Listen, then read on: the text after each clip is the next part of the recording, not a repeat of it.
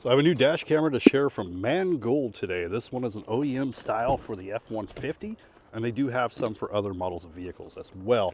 But what's really cool about these is that they're more of the OEM style, so they look like they're part of the vehicle when you put them in, unlike some of them that just go on your windshield and they're a little bit more of an eyesore. Now, I have done a Mangoal in the past.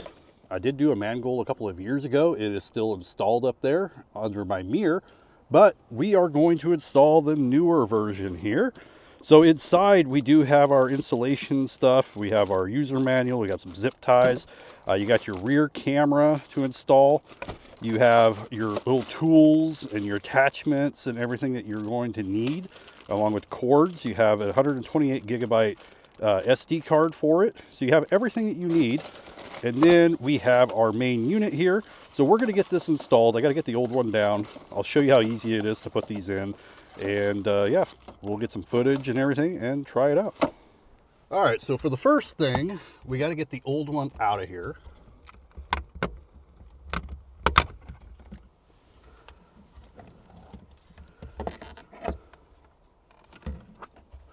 Which I got to pull off this panel here. And then we just need to drop down the cords, get it unplugged. You're going to be running all the cords through your liner up here. Like this is the old cord for the, like this is our old power adapter here. And where is...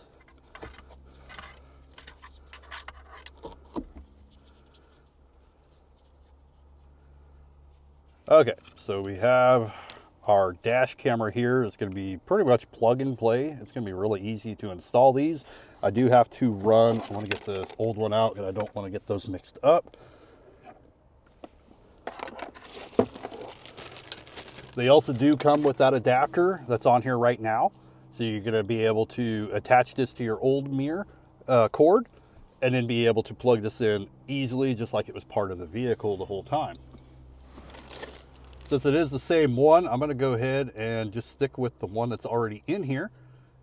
I'll save this one for now. So we have our adapter that you'll also put underneath the mirror. And then you'll just screw it on to the mirror itself.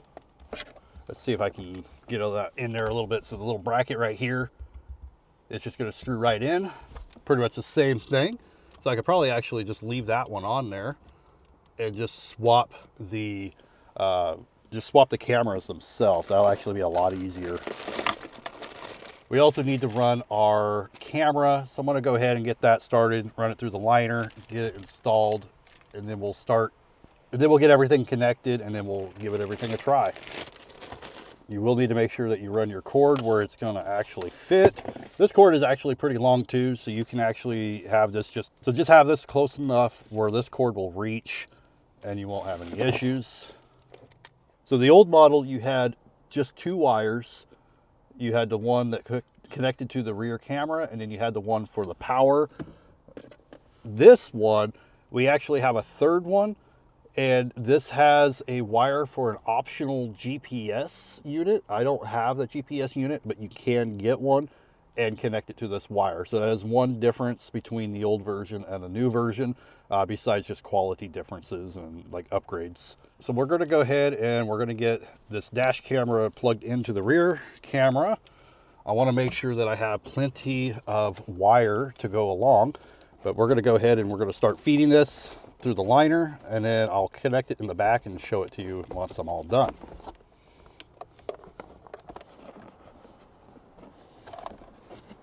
And I just feed it right through the trim into that lining.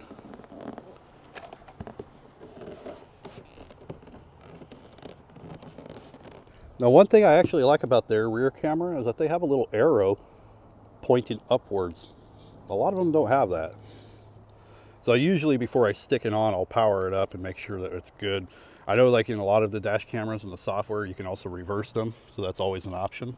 Or at least I am hoping that this one will reverse in the software, just because I am putting it upside down because of the way I have this set up. Now, I had a cut in my tinting for my previous camera, and the way that I had that, I'm gonna have to put this upside down. So I do hope that I'll be able to reverse it in the software like I was mentioning, like a lot of them do. But we got it plugged in here in the back and run through the liner all the way to the front. Now, so far we are a few minutes into this install. They are super easy to do. It only takes a few minutes to run that through the liner. That's probably your biggest task to do. Now let's go ahead and we'll get everything plugged in. Now, of course, I did have a couple things already on, but it doesn't take very long to screw in that bracket with a quick screw and to pop a cord on here. It takes seconds, so it's not like I'm saving a lot of time on the video. We're gonna go ahead and get this connected to our power. That way we can have that on. And then don't forget to take off that little cover for the lens. We are going to put our SD card in, which will go in right here on the side. And it'll make it easy to take it in and out when you want to connect it to like your computer in order to download your stuff. You could use the app too, which I will share the app once I get it all connected and set up. Just snap that right into place. And then from there, we just have to kind of run our wires up in, get them out, tuck and get them out of the way.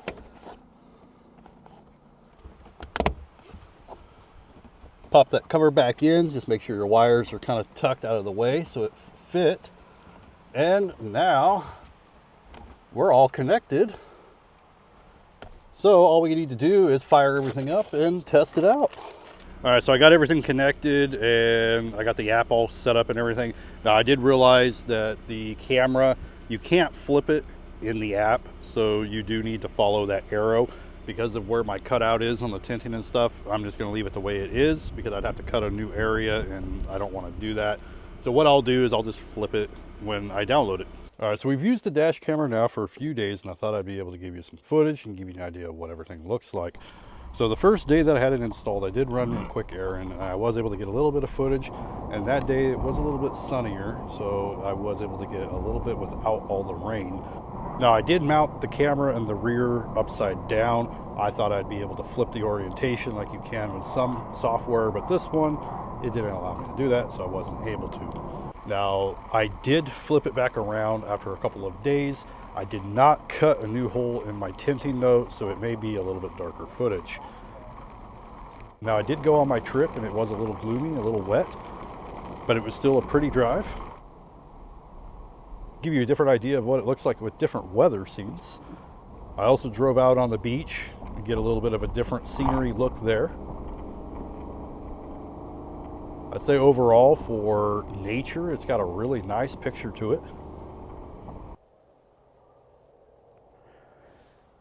And then to give you some footage of using it at nighttime, we'll go ahead and do that here real quick. So I thought I would throw in the app real quick for those that are wanting to know how that works. So right now I have a screen recording. The app is called like Vidur, something like that. You can stop and you can record manually right here from the app. You could also download your files. So you can go in there, you can find the files that you're wanting, download them straight to your phone.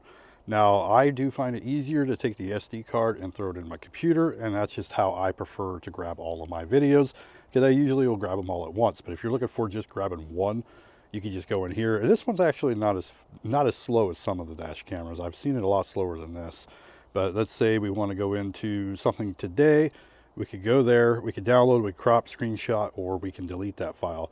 So we hit download, and it's actually not too slow. You can see that it's already at, well, 30% now. So it does download to your phone pretty quickly. All right, let's go exit out of that. Show you some more of some other stuff. There's also, it showed a VIP where you can upload and cloud and stuff. And I'm guessing that's just a upgraded service that you can do. Let's go into the settings. I'll show you a little bit there. You can do your sound recording. If you want that to be off, you can. You can change your speaker volume. So if you don't want it making noises and stuff, you could, well, like, I don't know if it actually picked that up. But let's go back out because it started it recording and took me out of there. You could go in and you can change your image resolution all the way up to 12 megapixels. It was already set to 12 when I installed it. Same thing with the video resolution. You can do 4K in the front and just regular HD in the back, or you could do 2K HD or just HD on both of them. Loop recordings, you could do 1 minute to 3 minutes.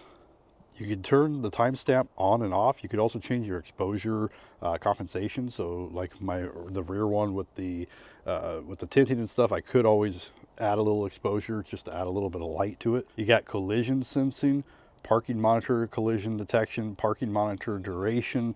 You could change your Wi-Fi name that you connect to along with the password and everything. You can also format your card directly from here. And that's pretty much the basics for the app itself. For some of the features such as like parking modes and stuff, the way that my truck is designed with the power boost and everything, it shuts down all power to everything after a few minutes. But I would have to figure out a different way to power it directly and not through the mirror. Hopefully this demo gives you a good idea what to expect with these dash cameras. If this is something that you'd like to get for your truck, they do have them for other vehicles and other models, several different ones actually. But anyway, thank you for watching, and I'll see you in the next one.